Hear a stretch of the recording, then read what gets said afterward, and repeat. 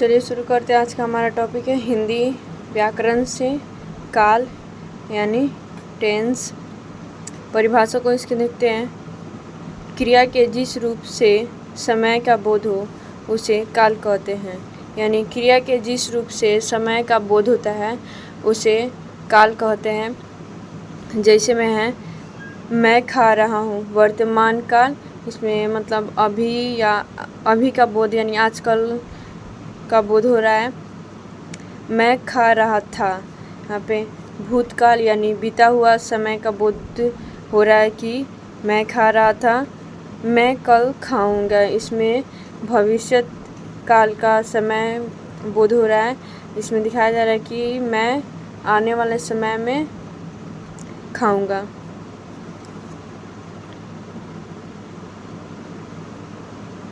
आगे है काल के भेद। तो काल के 3 भेद होते हैं। पहला वर्तमान काल प्रेजेंट टेंस, भूतकाल पास्ट टेंस, तीसरा है भविष्यत काल यानी फ्यूचर टेंस। इसके डेफिनेशन को देखते हैं। तो वर्तमान काल, वर्तमान समय में होने वाले काम से वर्तमान काल का बोध होता है, उसे वर्तमान काल कहते हैं। यानी वर्तमान समय में जो मतलब आजकल या अभी होने वाला है उसे समय से होने वाले काम से वर्तमान काल का बोध होता है, उसे वर्तमान काल कहते हैं। जैसे मैं पढ़ रहा हूँ यानी अभी पढ़ रहा हूँ। मैं पढ़ाता हूँ यानी अभी का बात कर रहा है, वह पढ़ रहा है यानी अभी पढ़ रहा है। आगे है हमारा वर्तमान काल के भेद। और वर्तमान काल के मुख्य 3 भेद होते हैं।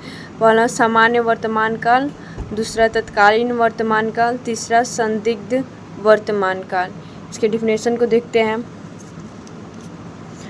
तो पहला है सामान्य वर्तमान काल। इससे वर्तमान समय में किसी काम के करने की सामान्य आदत, स्वभाव, अवस्था आदि का बोध होता है, उसे सामान्य वर्तमान काल कहते हैं। यानी इसमें समय में किसी काम के करने की सामान्य आदत, स्वभाव, अवस्था आदि का बोध हो, उसे वर्तमान काल कहते हैं।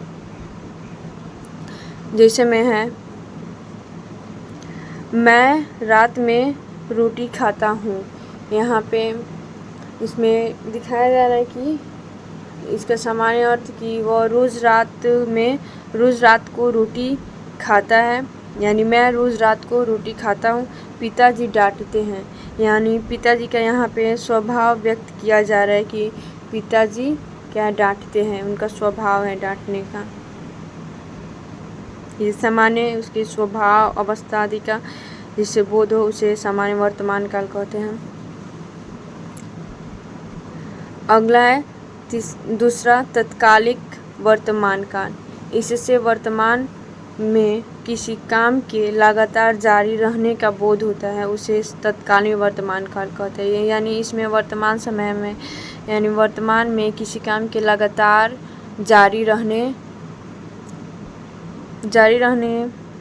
का बोध हो, उसे तत्कालिक वर्तमान काल कहते हैं। जैसे मैं रोटी खा रही हूँ, यहाँ पे खाने का काम क्या है, जारी है।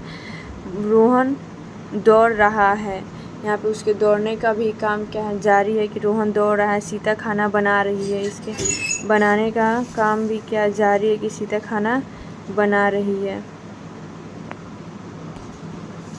तीसरा है संदिग्ध वर्तमान काल।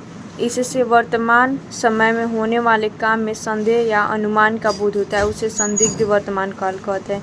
यानी इसमें संदेह किसी मतलब वर्तमान काल में होने वाले समय में संदेह करना या अनुमान लगाना यानी अनुमान का बोध हो, उसे संदिग्ध वर्तमान काल कहते हैं।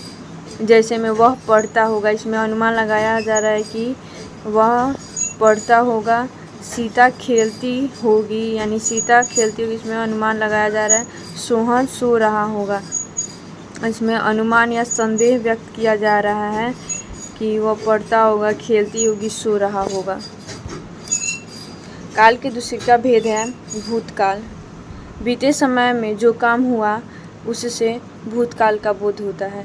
यानी बीते हुए समय में जो काम हुआ है उसे से भूतकाल का बोध होता है। जैसे में उसने लिखा होगा,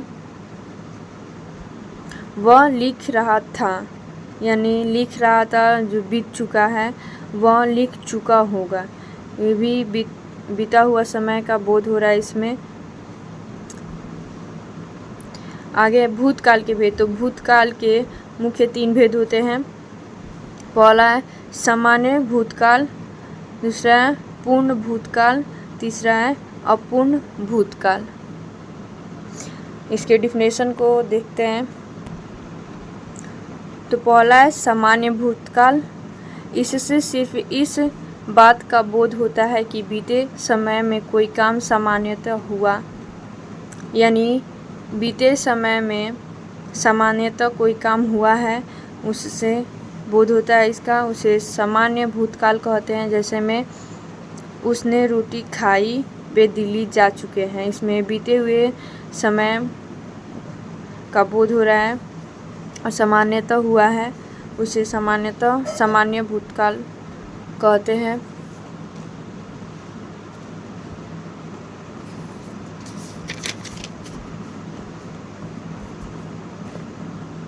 आगे है हमारा पूर्ण भूतकाल।